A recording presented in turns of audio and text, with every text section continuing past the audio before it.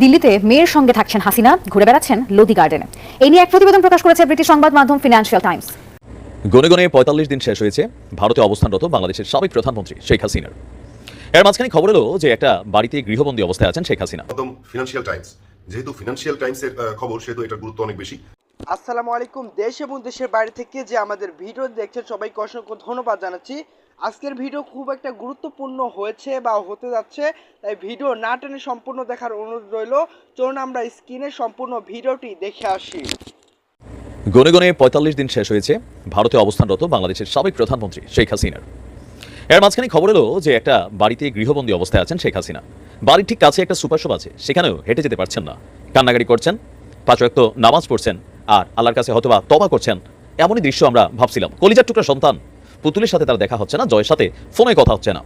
এর পরপরই চট করে দেশে ঢুকে যাব ফোন কল ভাইরাল, তারপরে আরেকটা ফোন কল ভাইরাল, আর আজকে আরও এক তথ্য সামনে এলো। বেসিক্যালি ভারতীয় গণমাধ্যম বাংলাদেশের মানুষকে একটা বিভ্রান্তির মধ্যে রেখেছে, এটা তো স্পষ্ট প্রমাণিত। আসলে দিল্লিতে রানীর হালে আছেন শেখ হাসিনা।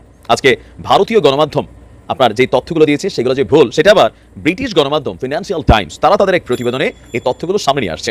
দর্শক, ভারতে কেমন আছেন শেখ হাসিনা?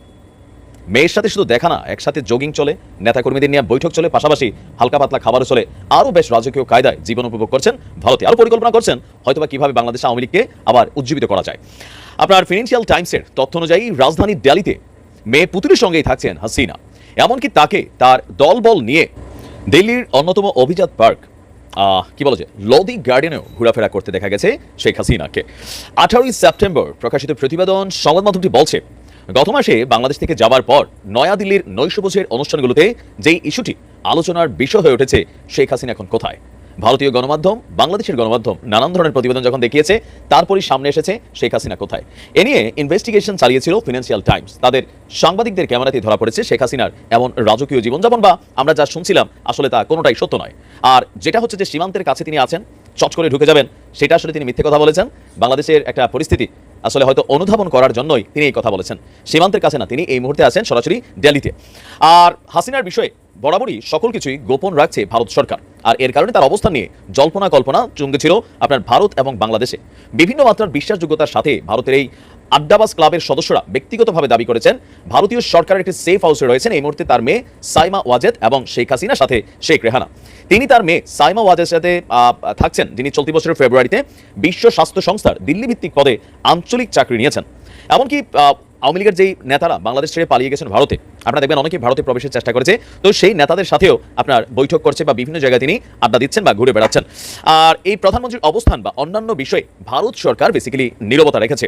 দিল্লির দেশি বিদেশের সংবাদ মাধ্যমগুলো বেশিরভাগ এমন দাবি করে দিয়েছে যে তারা শেখ হাসিনাকে আসলে কোথাও খুঁজে পাচ্ছে না, বা তাদের গণমাধ্যম তার কোনো রকম হদিসও পাচ্ছে না।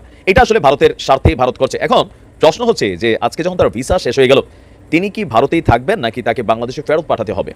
ভারতের আইন কি বলছে? বাংলাদেশের সাথে ভারতের 2013 সালে যে সর্বশেষ চুক্তি হয়েছে, অথবা প্রতিবেশী রাষ্ট্র হিসেবে যে চুক্তিগুলো আছে, সেই চুক্তির আওতায় ভারত কি শেখ হাসিনাকে আশ্রয় দিতে পারে? তবে মজার ব্যাপার হচ্ছে ভারতের প্রত্যেকটা রাজনৈতিক দল, আপনারা দেখেন যে ভারত একমাত্র দেশ না, পৃথিবীর অনেক দেশ নিজেদের দেশের মধ্যে নানান কিছুতে রাজনৈতিক দলগুলোর মধ্যে মতবিরোধ আছে, দলাদলি আছে, পাল্টাপাল্টি বক্তব্য আছে, হানাহানি আছে, কিন্তু পররাষ্ট্র নীতিতে তারা কিন্তু ঠিক একজোট।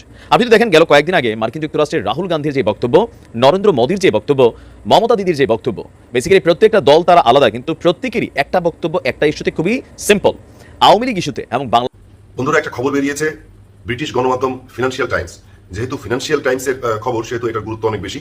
বিশ্বাসযোগ্যতাও আছে কিছুটা নয় বলবো, বিশ্বাসযোগ্যতা আছে। সেটি হচ্ছে যে শেখ হাসিনার ব্যাপারে তো সবারই আগ্রহ আছে কম বেশি, যে শেখ হাসিনা কোথায় আছেন, কিভাবে তার দিন কাটছে, এগুলো নিয়ে মানুষের নানান রকম আগ্রহ। শেখ হাসিনাকে দিল্লির যে লোধি পার্ক, সেখানে দেখা গেছে, তারা লিখেছে যে সেখানে তাকে দেখা গেছে, এবং সেখানে দেখা গেছে তিনি দলবল নিয়ে ঘুরে বেড়াচ্ছেন।